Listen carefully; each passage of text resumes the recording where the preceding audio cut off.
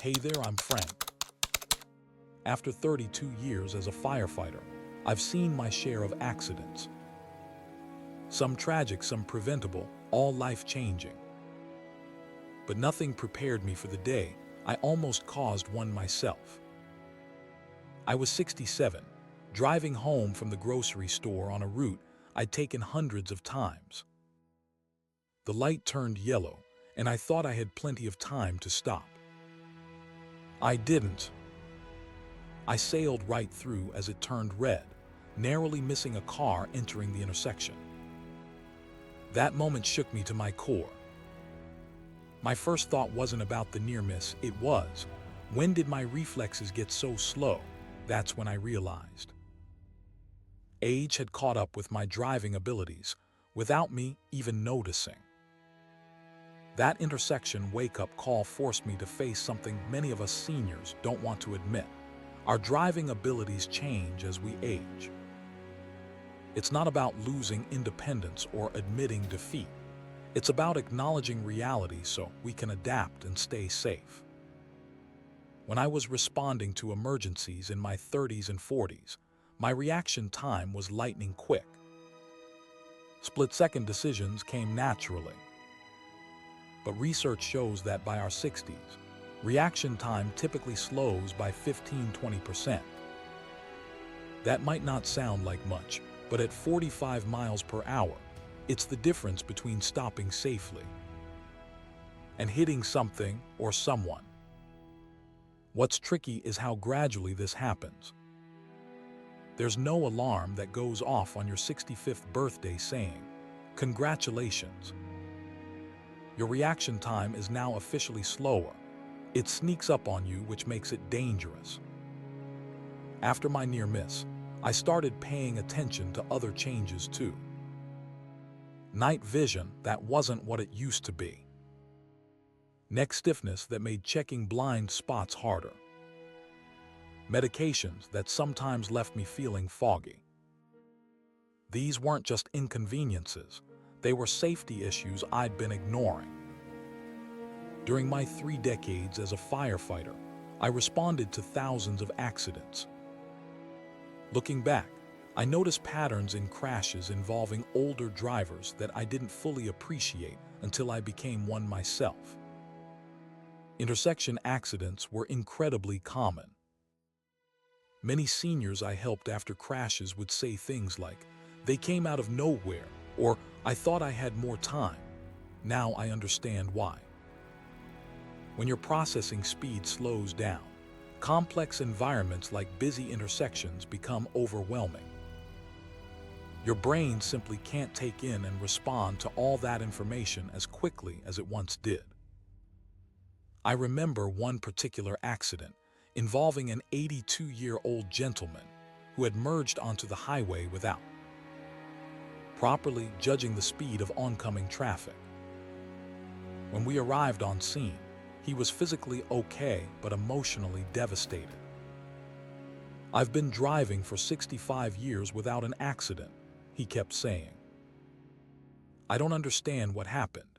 His family later told me he'd been showing signs of slowed reaction time for months, but no one wanted to have the talk with him. That conversation stuck with me. How many of us are waiting for a crash to happen before we assess our driving abilities honestly? How many families are avoiding uncomfortable conversation that could save lives? I'm not just sharing anecdotes here.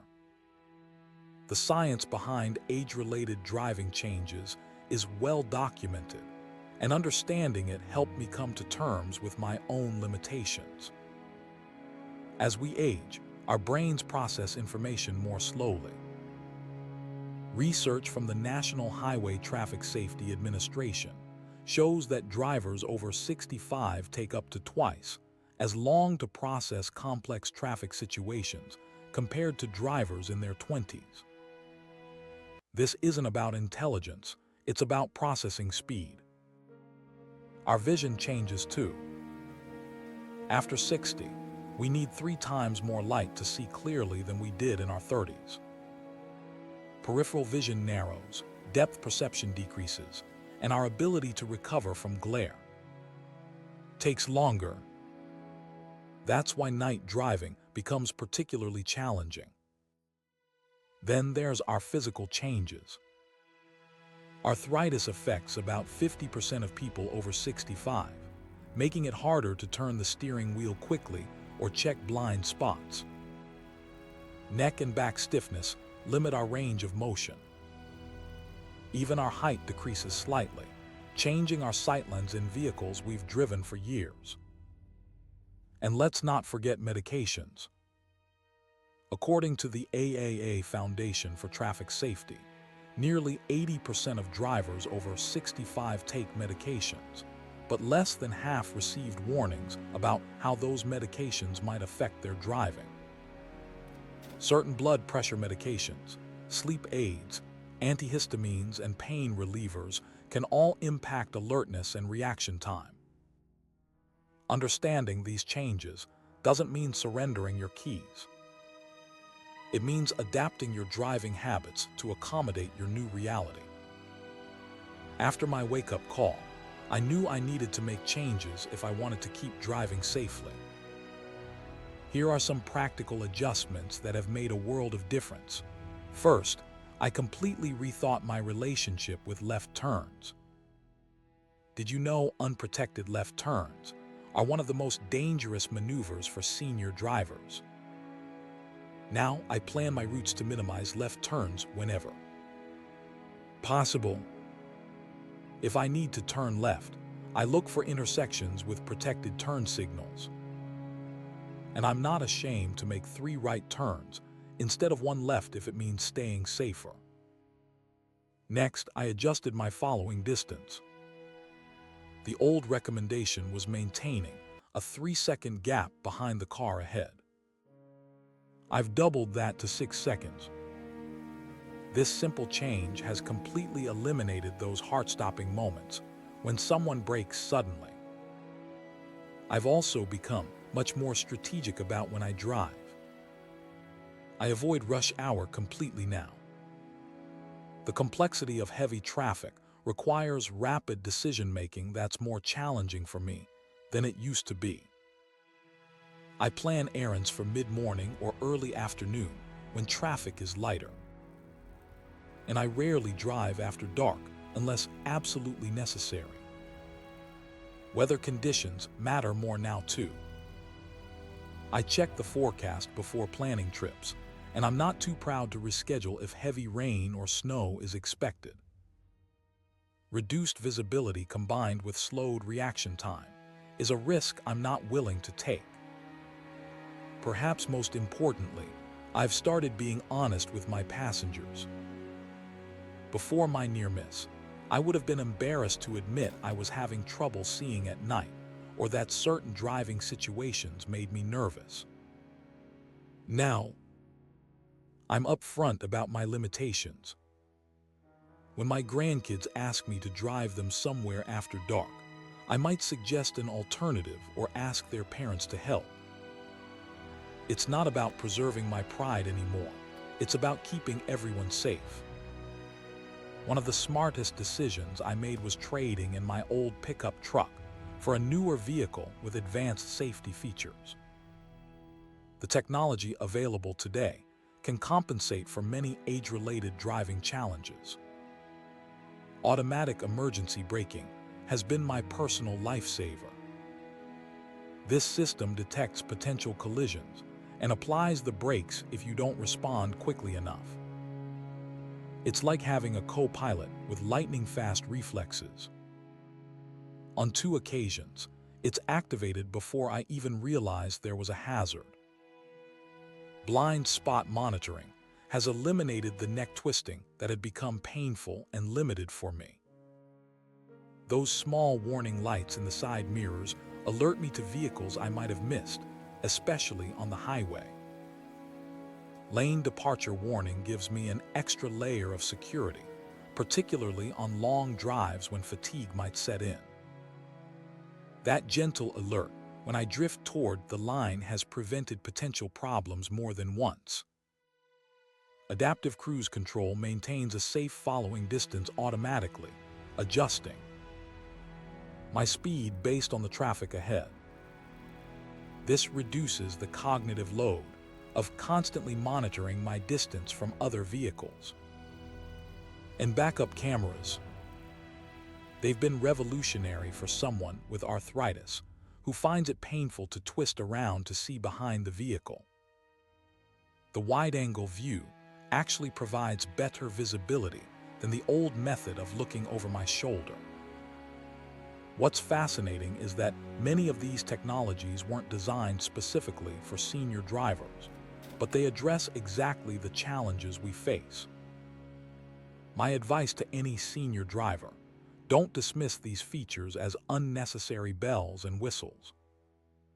They're compensatory tools that can extend your safe driving years. About 3 months after my near miss, I did something that genuinely changed my relationship with driving. I voluntarily took a senior driver assessment. I'll be honest, I was terrified. After decades of confidence behind the wheel, the thought of being evaluated made my palms sweat. What if they told me I shouldn't be driving anymore? But my fear of causing harm was greater than my fear of losing independence. The assessment was offered through my local AAA office and included both cognitive screening and an on-road evaluation. It wasn't about passing or failing. It was about identifying strengths and areas for improvement. The results were eye-opening, but not in the way I expected. Yes, my reaction time had slowed, as I suspected. But I scored extremely well on judgment, road rule knowledge, and defensive driving techniques. The evaluator explained that my decades of driving experience had given me wisdom that partially compensated for slower reflexes. She provided personalized recommendations based on my specific challenges, exercises to improve neck mobility, suggestions for adjusting my mirrors to reduce blind spots, and a list of intersections in my area with protected left turns. What struck me most was her comment that I was unusual, not because of my driving skills, but because I had sought out an assessment before a serious incident forced the issue. Most seniors she evaluated were there because family members insisted after an accident or near miss. That assessment gave me confidence to continue driving, but with clear boundaries and adaptations. It replaced fear with knowledge, and that's powerful. After my assessment, I felt a responsibility to share what I'd learned with my contemporaries. But approaching other seniors about their driving can be delicate. Nobody wants to feel judged or have their independence threatened. I started with my brother-in-law, Tom. At 73, he was still driving the same way he had in his 40s, aggressively, with little margin for error. I noticed his family was increasingly reluctant to ride with him, but no one was addressing the elephant in the room. Rather than criticizing his driving directly, I shared my own experience. Over coffee, I told him about my intersection near miss, my assessment, and the changes I'd made. I emphasized how much safer and less stressful driving had become once I acknowledged my limitations. To my surprise, Tom didn't get defensive. Instead, he admitted he'd been having his own scary moments, particularly with night driving and judging distances. He just hadn't known what to do about it or who to talk to. My vulnerability opened the door for his. Together, we researched driver refresher courses in our area and signed up for one offered by AARP. The course not only provided practical tips, but also qualified us for insurance discounts, a nice bonus. This experience taught me that when the conversation comes from a place of shared experience rather than criticism, it's received differently. I wasn't telling Tom what to do. I was walking alongside him as we both navigated this new territory. Since then, I've had similar conversations with several friends, always starting with my own story rather than their driving concerns. Some have been receptive, others less so. But I know I've planted seeds that might grow when they have their own wake-up calls. One resource many seniors overlook is their primary care physician. Doctors can be valuable allies in maintaining driving fitness, but only if we're honest with them. For years, I downplayed certain symptoms during my checkups. Slight dizziness when standing quickly. Probably just dehydration. Occasional neck stiffness. Nothing serious. But after my near miss, I realized these seemingly minor issues could affect my driving safety. At my next appointment, I had a frank conversation with my doctor about my desire to continue driving safely. I asked specifically about how my health conditions and medications might impact my driving abilities. This led to several helpful interventions. She adjusted the timing of one of my blood pressure medications so the peak effect wouldn't coincide with my typical driving times. She referred me to physical therapy for exercises specifically designed to maintain the neck mobility needed for checking blind spots. And she recommended vision exercises to help with focus and peripheral awareness. My doctor also gave me a resource I hadn't known existed, a clinical driving evaluation referral. This assessment, conducted by an occupational therapist with specialized training, was more comprehensive than the AAA evaluation I'd done. It included cognitive testing, vision assessment, and a customized on-road evaluation in my own vehicle.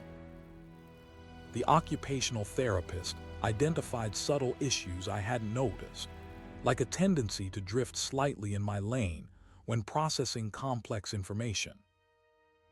She provided targeted exercises to improve divided attention skills and suggested organizational strategies for reducing cognitive load while driving. This medical partnership has become an ongoing conversation. At each checkup, we discuss any new medications or health changes that might affect my driving. It's become as routine as checking my blood pressure, just another aspect of maintaining my health and independence. Despite all these adjustments and assessments, I've had to face another reality. There may come a time when driving is no longer the safest option for me. Rather than dreading this possibility, I've chosen to prepare for it. Transportation planning has become part of my overall retirement strategy. I've researched all the options available in my community: public transit routes, senior shuttle services, rideshare apps, and taxi services that offer senior discounts. I've even practiced using these alternatives occasionally, so they won't feel foreign if I need to rely on them more heavily. I've also considered location in a new way. When my wife and I downsized last year, walkability was a top priority. We chose a neighborhood where I can reach basic services, a grocery store, pharmacy, and doctor's office, without needing to drive. This decision wasn't just about potential driving limitations. It was about creating an active lifestyle that's less car-dependent overall. Financial planning enters the picture too. I've calculated what it would cost to use alternative transportation for all the trips I currently make by car. This figure is now part of our monthly budget projections for the coming years. In some ways, it's been reassuring. The cost is actually less than maintaining, insuring, and fueling a vehicle. I've also had open conversations with my adult children about future transportation needs. They're relieved that I'm thinking proactively rather than waiting for a crisis. My daughter has even set up rideshare apps on my smartphone and practiced using them with me. This forward-thinking approach has transformed what could feel like a dreaded loss of independence into something else entirely, a thoughtful transition to a different, but still mobile, lifestyle. When I first began modifying my driving habits, I viewed it purely as loss, giving up the carefree driving style I'd enjoyed for decades. What I didn't expect were the surprising benefits that emerged. First, there's the dramatic reduction in stress. Driving used to leave me tense and fatigued, especially in challenging conditions. By avoiding high-stress situations like rush hour and night driving, my time behind the wheel has become pleasurable again. I arrive at destinations feeling relaxed instead of drained. My fuel economy has improved significantly. The more measured, defensive driving style I've adopted uses less gas. My most recent vehicle gets about 15% better mileage than the EPA estimate, simply because of how I drive it now. Insurance costs have decreased too.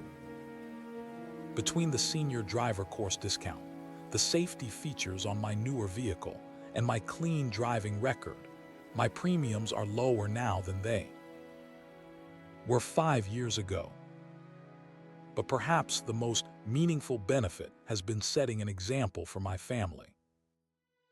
My grandchildren are watching how I handle this transition.